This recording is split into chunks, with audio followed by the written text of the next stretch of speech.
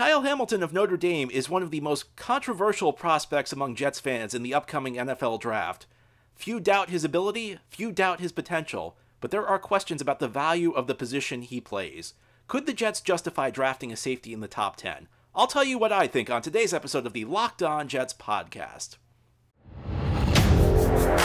You are Locked On Jets, your daily New York Jets podcast. Part of the Locked On Podcast Network, your team every day.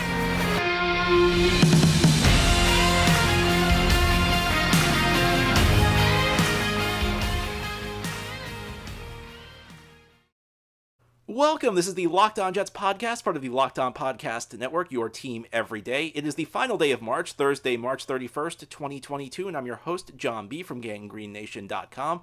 And I thank you for making this show your first listen or your first watch every day. Locked On Jets is free and available on all platforms, including YouTube. If you like what you see or hear, hit that subscribe button and you'll never miss an episode. And if you happen to be watching on YouTube and like what you see, please give this episode a thumbs up. It helps other Jets fans find this channel. As I mentioned, it is the final day of March in 2022, which means the NFL draft is just a few weeks away. It's an exciting time to be a Jets fan. The team has 2 top 10 picks, virtue of their own struggles in 2021, along with the Jamal Adams trade and Seattle's struggles in 2021. And on today's show, we're going to talk about Kyle Hamilton of Notre Dame. And this is not going to be a scouting report episode. I may do one on him later, where we'll talk about what Kyle Hamilton does well and what he doesn't do well. The reason we're talking about Kyle Hamilton is the position that he plays. He's a safety. And there's a lot of debate among the Jets fan base about whether or not this team could justify drafting a safety high in the first round, because safety is viewed as a relatively low value position. I think there are some pros, I think there are some cons, and my view on this is a little bit more nuanced than the people saying definitely or no way would I ever draft a safety, and I'll explain to you what I mean. But before I get to that, I think there has to be a disclaimer here, because when we're talking about drafting a safety in the top 10, it's kind of a loaded topic among Jets fans because of something that happened 5 years ago. And I don't need to tell you, if you've been a Jets fan for 5 years or longer, that topic is the Jets drafted a safety in the top 10 5 years ago. It's Jamal Adams, who happens to be the reason that the Jets have 2 top 10 picks this year, because they made a trade a couple of years ago with Seattle, and they got Seattle's first-round picks for two seasons. Last year, they used that first-round pick to trade up for Elijah Vera-Tucker. This is the second year where the Jets will have Seattle's first-round pick. And Jamal Adams is a very controversial figure in the Jets fan base. Let's put it that way. We'll put it that way. Jamal Adams is a very controversial figure because his tenure with the Jets was kind of rocky. Not so much for his play on field, but more because of the way he forced himself out of town. That's the only way you could put it. Adams did not want to be here. He was very vocal about that. He made himself very unpopular in the fan base as a result, and the Jets traded him to Seattle. And too frequently, I think, when the discussion is about Kyle Hamilton, people aren't really talking about Kyle Hamilton. They're talking about Jamal Adams. And I have to tell you today, Jamal Adams should have zero to do with your final conclusion. Listen, you may conclude that the Jets should not draft a safety in the top 10. Jamal Adams should have zero to do with that. I would say Jamal Adams should have less than zero to do with it, but he can't really have less than zero to do with it. Zero is about the lowest he can get. Jamal Adams is a different player from Kyle Hamilton. You know, this is when people say, well, look what happened with Jamal Adams, so you can't draft Kyle Hamilton in the top 10. That's kind of like the cousin of the argument, like you can't draft the quarterback from Ohio State, or you can't draft the receiver from that school or whatever. That's always a really bad argument, because every player is individual. You know, was there ever a great quarterback out of Texas Tech before Patrick Mahomes? No. In fact, Texas Tech was a school that was famous for producing extremely prolific college quarterbacks, statistically speaking, and guys who really weren't even quality backups in the NFL. So, and I could go through example by example. I mean, who was the last great quarterback at Texas Tech before Mahomes? There was none. Just because guys have failed from a certain school before doesn't mean that the next guy will. You have to scout individual prospects. You can't scout the school. And the same thing goes for certain positions. You know, just because Jamal Adams happened to be a safety and the Jets drafted him, that doesn't mean every safety the Jets draft will turn out to be like Jamal Adams. And there's another aspect to this, and there's a reason I mentioned Mahomes, is that because the Jets famously passed on Mahomes to draft Jamal Adams. And I think that that has led people to believe that the Jamal Adams pick was worse than it really was. Jamal Adams was a very successful pick, and there's this idea that the pick of Jamal Adams was a failure. Now listen, if you could do that draft over again, of course you pick Mahomes. There's no question about that. Jamal Adams was not the best possible player the Jets could have picked at that spot, but that was not a failure. This was not a bad pick.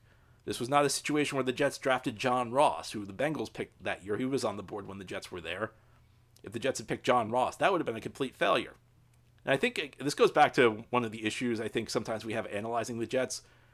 We view that the reason the Jets are bad is that the first-round picks who are good aren't as good as you want them to be, or they're not the optimized pick. You know, Leonard Williams or Quinnen Williams are good examples of that, where these are guys who are good players, and people kind of have the idea that because these guys aren't great players, that's the reason the Jets are bad. Well, really the Jets are bad more because they pick guys like Christian Hackenberg and Devin Smith in the second round, or Darius Stewart in the third round. The Jets' issues partially have been about the first round. I mean, you have guys like Darren Lee. Not all of their first round. Sam Darnold obviously did not work out. But it's not really the guys like Quinnen Williams or Leonard Williams because they're good and not great. And it's not really Jamal Adams because they could have picked a great quarterback instead. The Jets' issues are more the other guys. And yeah, listen, again, I'll go back to this. Mahomes would have been the right pick, but I don't think you can look at Jamal Adams and say this pick was a failure. So, because at the end of the day, it wasn't everything you wanted. Ideally, Jamal Adams would have been here for 12 years, spent his whole career here, built a Hall of Fame resume, and left as one of the great Jets to ever play. Obviously, things did not work out that way. And Jamal Adams was largely responsible for that. The Jets had some responsibility too. But he was here 3 years. He made the All-Pro team twice. And he was traded for 2 first-round picks and a third-round pick. That's not failure. I mean, even though he did not last here that long, even though he was gone relatively early, even though he only lasted 3 years, this was not a complete bust. Let's compare that to the guy who was picked the year before Jamal Adams. That was Darren Lee. He lasted here 3 years too. Jets got a late round pick in return. You don't want to be trading your guys after a couple of years, but the Jamal Adams trade was not based on performance. Jamal Adams was a very good player for the Jets, arguably a great player for the Jets. Arguably, I mean, I think if you look back to that 2019 season, he may have been the reason they weren't as bad as they were. In 2020, the year after he left, they were 2-14. They were 7-9 in 2019, which was kind of a mirage when you look at the schedule they played, and it wasn't really indicative of the team actually being that good. But Jamal Adams had a big impact on those wins in 2019. I mean, you could argue he may have been the biggest difference between them being 2-14 in 2020 and 7-9 in 2019. So Jamal Adams was a good player, and even if Jamal Adams was a complete bust, though, I still don't think it really adds up to saying you can't draft a safety in the early round, at the top of the first round, because you wouldn't say we can't draft a quarterback because Mark Sanchez was a bust or Sam Darnold was a bust. You would never say that at another position. You would never say we can't draft a tackle because a certain player was a bust. You'd never say we can't draft an edge rusher because Vernon Gold. I mean, the Jets have not drafted an edge rusher early in a very long time, but the last time they did was 2008, Vernon Golston. Now, do you think that the Jets, because Vernon Golston was a bust, should swear off ever drafting an edge rusher again in the first round? I do not think that that's very logical. I don't think that that would be a very good idea. So I think that there's this memory of everything happening with Jamal Adams, and this is used to make the decision. And quite frankly, what happened with Jamal Adams is irrelevant to the discussion going forward. He's not here anymore. We know what went down. He wasn't even that bad of a pick. That's really not part of the calculus, or it should not be part of the calculus. And I don't think the Jets are really going to factor it into their decision making. There are some things they should consider, however, and there are plenty of reasons where I think drafting a safety early under the right circumstances could make sense for the Jets, and I'll explain what those are on today's episode of the Locked On Jets podcast as we continue on this Thursday. Of course, it's the NFL offseason. There are no games to bet on right now, but college basketball has determined its top teams for the Final Four, and the national champion will be determined over the next few days. BetOnline is your number one source for all your betting needs and sports info. From all the latest odds, contests, and player props, you name it, BetOnline remains the best spot for all your latest sports developments, including podcasts and reviews for all the league this season. And it's not just basketball. BetOnline is your continued source for all your sports wagering information needs, including live betting and your favorite Vegas casino games. And even though there are no NFL games to bet on, you can still wager on certain aspects of the NFL.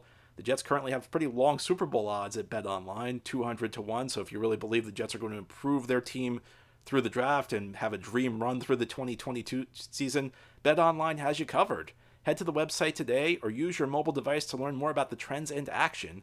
BetOnline, where the game starts.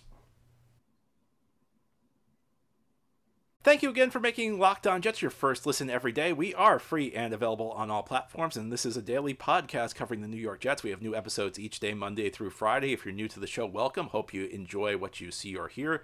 If you're on YouTube and like this episode, please give it a thumbs up. It helps the channel out, and it helps other Jets fans find Locked On Jets.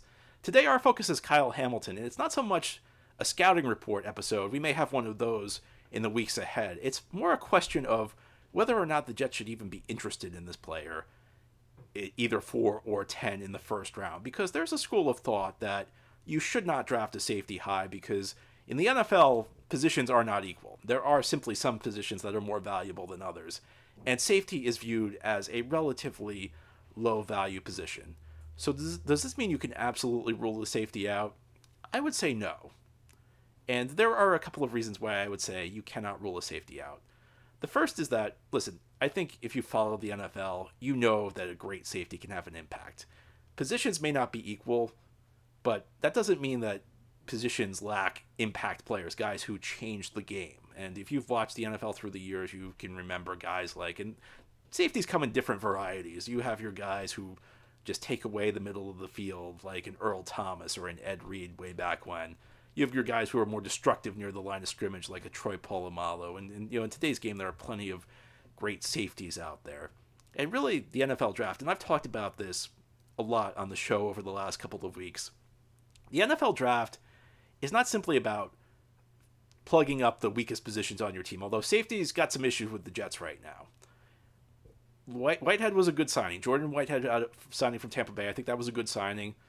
But the other spots kind of shaky. LaMarcus Joyner only played a handful of snaps last year. Really hasn't played safety since 2018. And behind him is Ashton Davis, a guy who really just does not look like a starting caliber player for this team. So it is a need.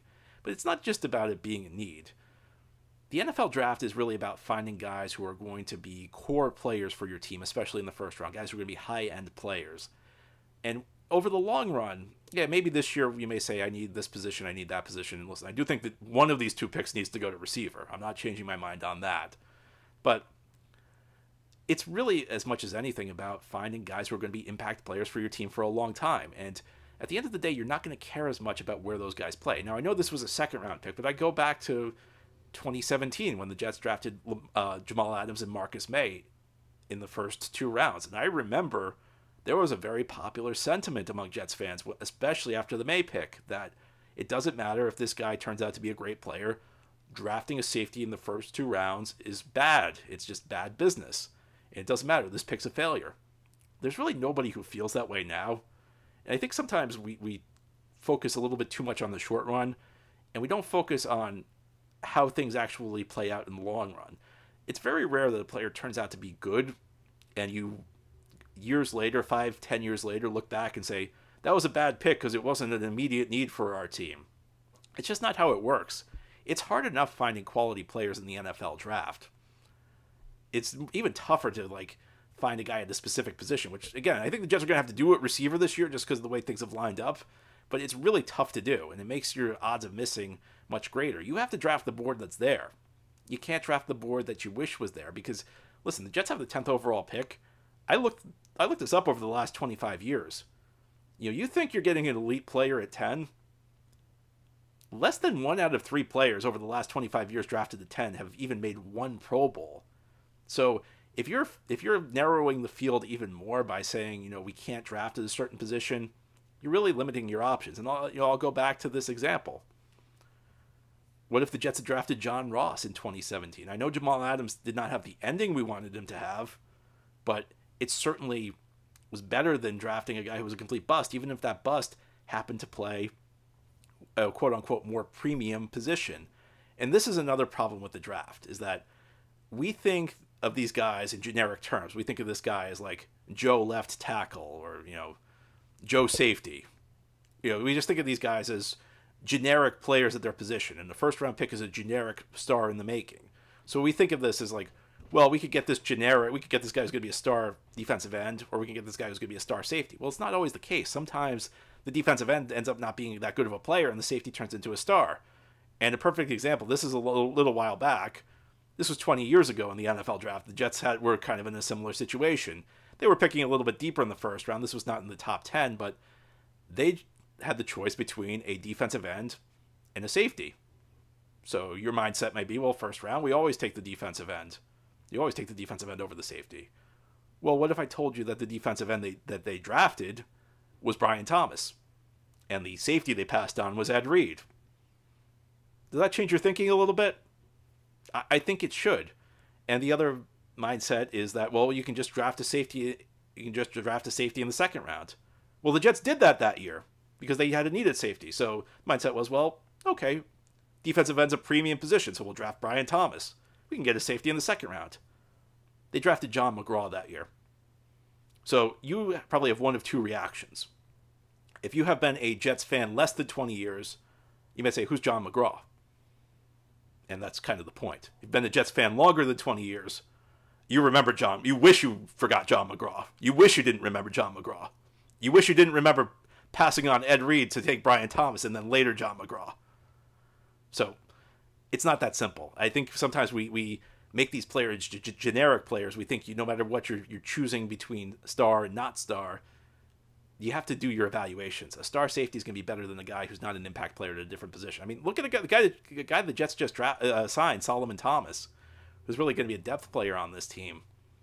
I know for all of the issues with Jamal Adams, he's not a popular player in this fan base. There's no question San Francisco would have been better served if they drafted Jamal Adams. Now, they would have been even better served if they drafted Patrick Mahomes. But the 49ers, if you're looking back on, even though it would not have been a premium player, they would have been better off taking the guy who turned into a star safety than the guy who ended up really doing nothing for them on the defensive line. So these are things to consider. I think there are certainly scenarios where drafting a safety early makes sense. But that doesn't mean that I view the safety position as equal to prospects at other positions. I think that you have to be careful. I think there are other factors that go into consideration, and I think that there might be a higher threshold for drafting a safety than there are at other positions. And I'll explain what I mean by that as we close out this Thursday episode of Locked On Jets. This is the Locked On Jets podcast here on this Thursday. We're talking about the concept of drafting a safety in the first round, and indirectly this is kind of about Kyle Hamilton of Notre Dame. It's not a scouting report on Kyle Hamilton. It's more a theoretical analysis of whether or not the Jets should even consider drafting this guy. I'm not saying the Jets need to draft Kyle Hamilton. I think that there are plenty of great prospects available. I'm not saying the franchise is doomed if they don't draft Kyle Hamilton. I'm not even saying Kyle Hamilton's necessarily the absolute right pick for this team. I'm not saying he's the best pick. I'm just saying maybe the Jets should consider drafting him. Maybe the fact he's a safety doesn't mean we immediately rule him out. That said, I think there's an argument to be made, and it's one that I agree with, that there needs to be a higher threshold for drafting a safety than exists at a different, more premium type of position. And what do I mean by that? Well, there are certain positions where if you draft a guy in the top 10, and even he may not live up to your expectations, but he's still kind of worth it. He's still a guy who makes a big difference. And let me give you an example of what I mean by that. Let's talk about the receiver position and compare it to safety. The guy who was number 15 in receiving yards this year in the NFL at the receiver position, Chris Godwin. Chris Godwin's an excellent player. I don't think anybody questions that Chris Godwin makes a difference. Chris Godwin's a game-changing player. Who's the 15th best safety in the NFL? I mean, you could have a lot of debates. I went through various lists. I looked through numbers. And, a guy who could come to mind would be Jimmy Ward of the 49ers. Now, Jimmy Ward's an excellent player, but I think there's not much question that Chris Godwin changes the game a little bit more than Jimmy Ward. And there's a financial aspect to this as well. There are 15 wide receivers in the NFL making at least $16 million a year. There are only 12 safeties in the NFL making at least $10 million a year. So again, receiver, you got 15 guys making $16 million. Safety, you only have 12 guys making $10 million.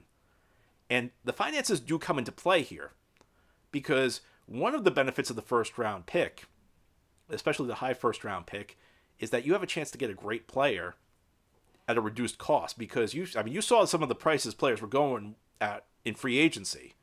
It's very expensive to buy talent on the open market. When you draft a player, you get them at a cost-controlled rate, which is a discount if the player's a star-level player for 4 years. And a lot of that discount goes away when you draft a player at a position where the salaries aren't as high. And that's kind of the issue the Giants are having with Saquon Barkley, is when they drafted Saquon Barkley second overall, he immediately was in the upper echelon of running back salaries in the league because second overall pick gets a salary that's pretty low if you're talking about like a really valued position like quarterback, but it's pretty high at a position where guys don't get paid like running back. So that these things all come into play. If you're drafting a safety early, I think what it comes down to is when you're talking finances, when you're talking impact, if he's truly a great safety, he's going to be worth the pick. But there's not as much margin for error. You don't need a wide receiver to necessarily be the greatest wide receiver. You don't need him to be like a top 5 player to justify the pick at the receiver position because you could get a guy like Chris Godwin, who's still a big-time impact player, even though he's not at the top of the league. He's not in the DeAndre Hopkins, Devontae Adams category. If you draft a safety early, again, there are only 12 safeties making $10 million. It's not that hard to find a quality safety out there. It feels like there's always, like, once we get to June, July, there's always some competent safety out there who's still available because he's coming off an injury or something, or he overplayed his hand in the market, and you can usually get a guy like that for cheap. So impact players are impact players no matter what position they play. If you get an impact safety, then that's great. But if you miss, even if you slightly miss, even if you get a guy who's just good, it's really not worth the early pick. So I think the threshold has to be higher. I think you have to be more sure that this guy's going to be great. And this has to be like a special prospect. It has to be like a transcendent safety prospect. And I'm going to say this. If you've evaluated Kyle Hamilton, and this goes for you, it goes for the Jets. If you've evaluated him and said, this is not a special safety prospect, he's overrated, I don't like his skill set, I don't like how he's going to translate, that's one thing. I'm not talking about that today. We'll talk about that in a later episode. What I'm talking about today is the idea that because no matter how good he is, we can't draft a safety. That I don't agree with, but there are caveats there. I'm not saying that I probably fall somewhere in between. I'm not saying you immediately rule out a safety because he's a safety, but I don't think you view safety prospects on the same plane as you would like an edge rusher or a wide receiver. I think there's a middle ground there where you can still do it, just acknowledge that the threshold is higher because what you need for a pick to be successful is different. So I think there's a little bit of nuance in this discussion that gets lost, and that's how I view it. But that's all for today's episode. This has been the Locked On Jets podcast, part of the Locked On Podcast Network.